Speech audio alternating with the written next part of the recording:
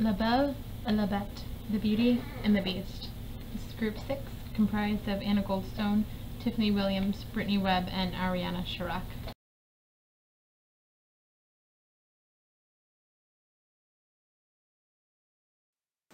Socio-historical is a story being viewed and interpreted based on the time and place it was written. When it came to fairy tale writing, the bourgeoisie and aristocracy of France borrowed from French folklore and Italian traditions. However, most people just followed Charles Perrault's lead when it came to writing fairy tales. In terms of the socio-historical leading up to Beauty and the Beast, the upper class was the bourgeoisie and members of the royal court. Court life was centered at the very lavish Chateau Versailles. Most writers used fairy tales and literature to teach adults and children how to act as prescribed by society. Certain stories taught girls how they were supposed to act, and others taught boys how they were supposed to act and how they would integrate into society. Charles Perrault, who we've seen many times in our classes, was one of the most famous fairy tale writers of the 16th and 17th centuries, and he was favored over his more creative female counterparts. He wrote many of the classic stories that we've read, such as Little Red Riding Hood and Cinderella. He was a part of the royal court and bourgeoisie in France. If you look at this picture here, you can see that he wears the typical wig of the court. His clothes indicate a very high status, and the fact that he's posing for this type of painting indicates that he belongs to the royal court. Perrault's writing focused on morals and proper behaviors for adults and children in France. He used many of his fairy tales to warn females against sexual behavior, as seen in Little Red Riding Hood. All in all, Perrault represents the complete male chauvinistic view in his writings. The French Revolution lasted from around 1789 to 1799 in France. The people were fed up with King Louis XVI and Marie Antoinette, who were executed due to exploitation of France. The king and queen remained at the palace for most of their time and essentially drained the people of France of their money. Because of this, a republic began, but soon revolutionaries were turning against each other. This is seen as Napoleon, a once leader of the revolution, starts to also turn into a dictator and an enemy. Following the French Revolution, the socio-historical began to shift. Literature began to spread down the class ranks so that not only the wealthy were experiencing fairy tales and literature, but also the lower and middle classes. Fairy tales, and in particular Beauty and the Beast, tell us a lot about how women were viewed in the 16th and 17th centuries. Elizabeth Stone says that marriages were based on wealth and status, not physical attraction or romantic love. Many women entered into arranged, loveless relationships with older men, like we saw in the Bluebeard fairy tale. She also claims that women did not work for gender equality until the early 20th century. This explains why Perrault had the point of view that he did in his writings. It also explains why certain women, like Villeneuve, tried to break this cycle, and why some women, like Beaumont, couldn't bring themselves to accept some of their new freedoms.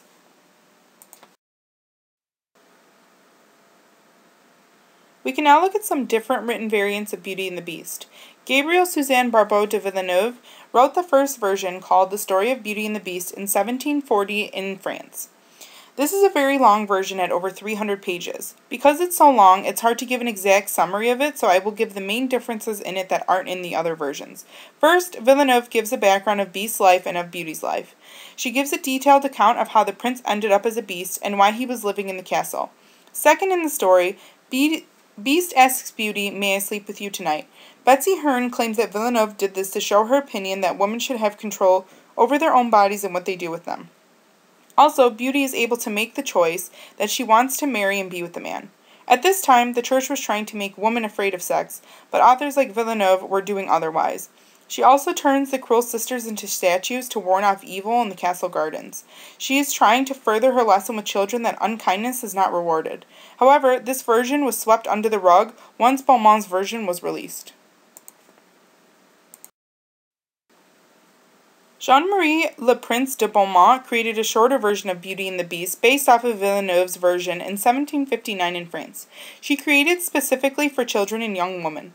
Beaumont wanted women to be submissive, as she taught girls at a school and prepared them for marriage.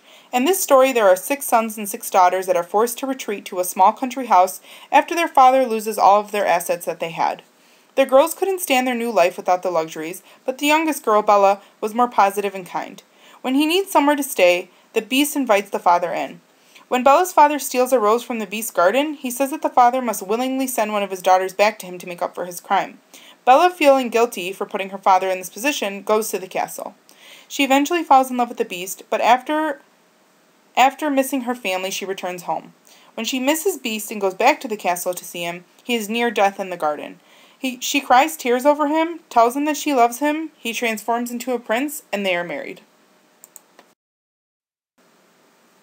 In the Grimm's summer and winter garden, a merchant was going to a fair. He had 3 daughters that asked him for something. The third daughter, also known as Beauty, asks for a rose. Because it was winter, the father was having trouble finding a rose, but eventually finds one and steals it out of the garden at a castle. A large beast finds him and says, "Give me back my rose or I'll kill you."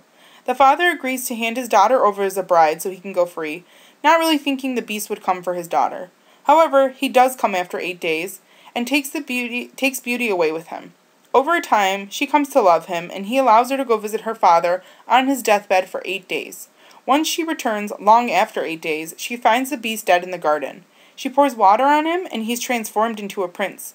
The Grimm version says that they are married and live happily ever after. Other main variants of Beauty and the Beast include the fairy serpent from China, the enchanted Tsarevich from Russia, Zelinda and the Monster from Italy, and Angela Carter's The Tiger Bride. The written variants all have very common themes. Beauty is very kind, but submissive to her father and the Beast's requests. Beast returns to his original form of a prince by the end of all of the stories, and the story of Beauty and the Beast is used to teach children how to act, and specifically teach women how to act in marriages, in society, and with obedience. However, Villeneuve's version is the only one that really breaks these trends, which is ironic since it's the first variant written. The social history of La Belle and La Bête was influenced by the historical elements of the 20th century. These events were majorly influenced by the World War II. The women had a workforce. They replaced the men during the war, and the women also gained rights and freedom during this time, which allowed women to be viewed equal to men. The war was coming to the end, which Cocteau, who directed La Belle and La Bête, wanted the world to return to their creative freedom, which he felt was crushed by the World War II. So he directed this film. He wanted people to view the Beast as Germany, and the rose and Beauty as the flower of the youth sacrifice in the war.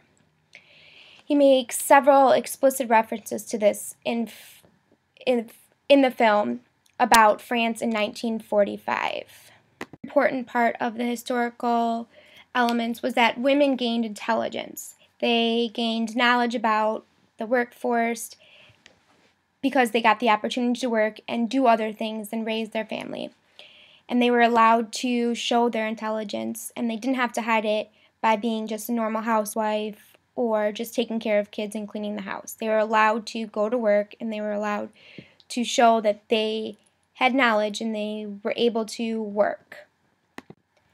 La Belle et la Bête was the movie version of Madame Le Prince de Beaumont.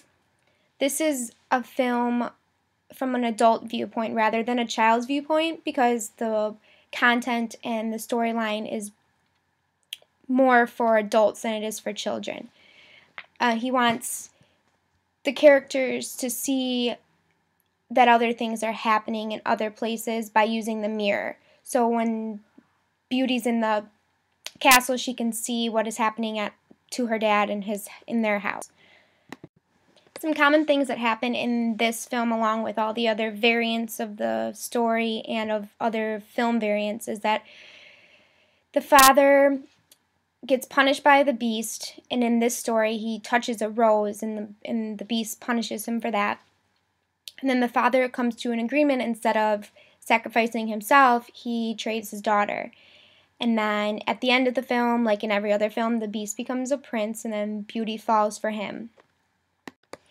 In Walt Disney's version of Beauty and the Beast, it's different because this film shows a lot more about the effects of the World War II on this film, because in this video, Belle loves to read. She can show that she's smart, and she also can show that she's independent. The biggest thing is that she gets a proposal from Gaston and she denies the proposal, which in other variants of this film, it would be unheard of to deny a proposal from somebody that's going to marry you. So she goes and lives with the Beast and ends up falling in love with the Beast, not for his looks, but because she loves him and he actually truly loves her too. Another film variant of Beauty and the Beast is The Scarlet Flower from 1952, which this is about the father sending his daughters to go get a flower on an island, but this island is owned by a hideous beast and they have to figure out how to get the flower from him. Blood of Beasts is in 2005. It is about a father and the girl's fiance getting taken away, so she has to have a battle with the beast. Spike from 2008 is a horror take on La Belle and La Bête. And then Beastly from 2011 is about a girl who puts a curse on a guy who's mean to other people and thinks that he's cool because he's good looking and he's athletic and stuff, and makes him ugly, and the curse can only be broken when somebody falls in love with him for only his personality and not his looks. Some common things in these film variants are that Belle is viewed as a smart girl. She reads, she doesn't let men control her, she doesn't let marriage choose her life. She wants to be with who she wants to be with, and she wants to express her intelligence.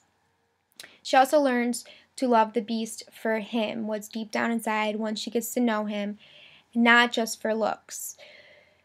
And also Belle will do anything to help her father. She goes to live with the Beast so that her father gets to live. These variants teach children that the most important thing in life is not about looks or money or anything like that. It's about your personality and who you are.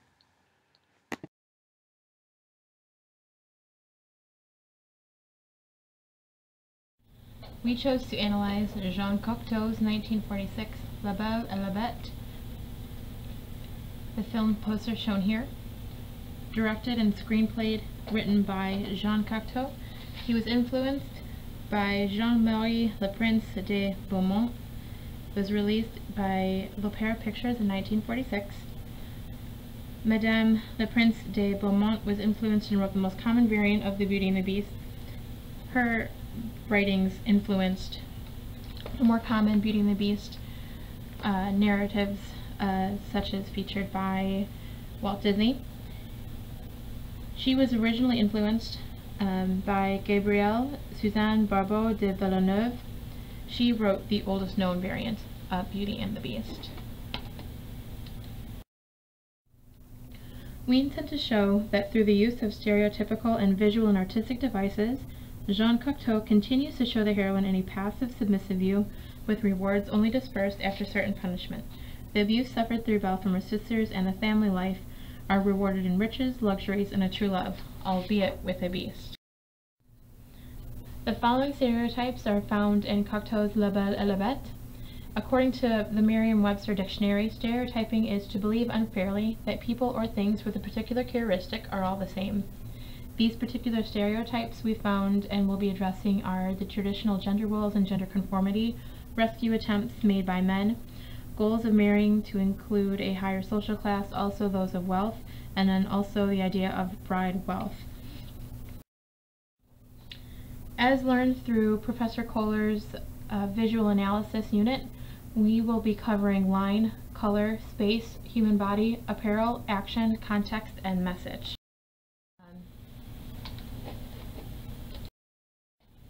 Additionally, we based our analysis on the clothing that Belle had worn throughout the movie.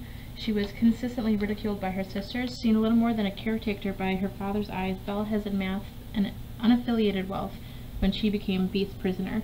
The transformation from a simple maid into her own home to a luxuriously dressed and attended to princess in the Beast castle. Through this device, we can change the social and the culture class that Belle is accustomed to. This further exemplifies the point of marrying above one's station by aspirations of acquiring new wealth that was not common only during the French Revolution, but throughout several other time periods. Though less common today, it still exists. In a stereotypical gender role of a young woman, we can see the weak and emotionally driven Belle sacrificing herself because her father brought her back the rose instead of the riches that her sisters requested. The rose is the incident that has caused Belle to move in with the Beast at the bequest of her father, who, as you can see here, where she says, "Father, I'd rather be eaten alive by that monster than die at grief of your loss." To further our idea that Belle is shown as a weakened and submissive and passive character within the story, we can see here that Ludovic and Avenant are conspiring to rescue Belle from the Beast's castle. Here Avenant is quoted as saying, "I can't stand the idea of Belle returning to that Beast tomorrow." The men in this movie feel an overwhelming need to rescue her. Through her own admission, Belle is happy and well cared for. She is also in denial for her love of the Beast, though which Avenant, her true love, cannot withstand. To further the comments about Avenant, we see that no doubt anyone could appreciate the beauty of Avenant, here played by Jean Marais, who is also the Beast. The prince at the end, Avenant, he turns into the prince at the end of the movie, who conveniently happens to look like Avenant, but no one ever would find the Beast attractive. We can also agree traditionally that no stately man would want a plain maid. The assumption within the fairy tale that women would only want a man because of wealth or brawn, and men would only want a woman for their beauty, is continued within this film variant. With certain punishment comes certain rewards, and in this particular case we can see that throughout the torment of her sisters, the trading of the places with her father, she is given this reward in riches and opulence. The reward simply is the handsome prince. She is able to become a princess, and her father living with them in their happily ever after, with their sisters carrying the train of her dress, showing their station in life. Taking into the consideration of all the aforementioned points, we believe that through this movie and through the historical elements explained in further detail by Ariana and Brittany, our thesis is fully supported. That through the use of stereotypical and visual and artistic devices, Jean Cocteau continues to show the heroine in a submissive, passive view with rewards only dispersed after punishment. Further to these points, Tiffany will explain more visual elements. I would like to discuss the visual analysis of Beauty and the Beast. In my analysis, I'll discuss 4 different points: movement, body language, emotion, and visual effects. During the movie, the movement of the characters had been synchronized with the emotions that were being conveyed. If the characters were portraying a scene where there was uncertainty or scared emotions, they would move slowly and allow their body to represent their fear or emotion. As Bella began to walk through the castle, she moved very slowly and peeked around each and every corner. During some scenes, Bella peeked around statues and through windows, scared of not knowing where she was and whether this beastly creature would jump out and try to harm her. During scenes of sadness, the characters would show different movements, such as holding their head down in a scene of distress. When Bella realized that she was stuck in this castle with Beast and could not return to her family, she was overwhelmed with sorrow because she knew that she caused this. During this scene, Bella held her head down and placed her hand over her forehead. Doing so showed that she was sad and unforgiving of herself because she knew she caused this.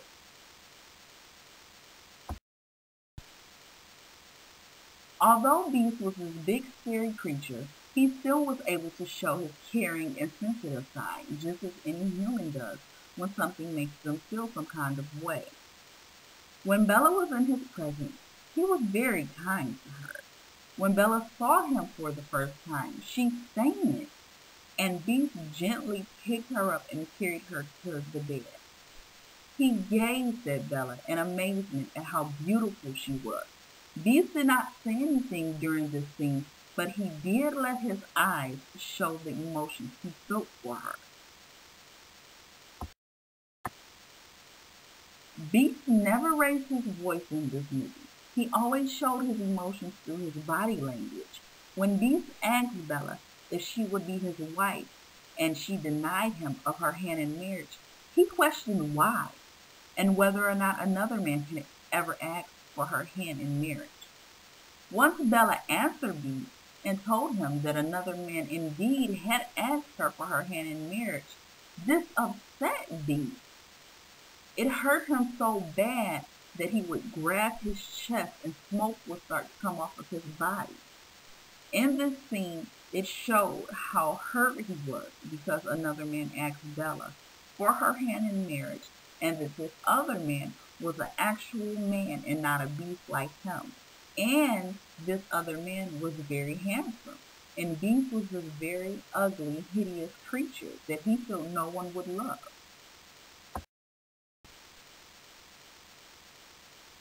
Beauty would never look Beast in the eyes when he would ask for her hand in marriage. Although she knew this was something she did not want to do and that he would continuously ask her to marry him each and every night for dinner, her answer remained the same. Bella would always answer with a simple, monotone no. Bella also never looked Beast in the eyes. She would answer him with her simple no. She would always have her back turned toward him and her face turned away from him. Although she was never mean to him, she just could never look at him.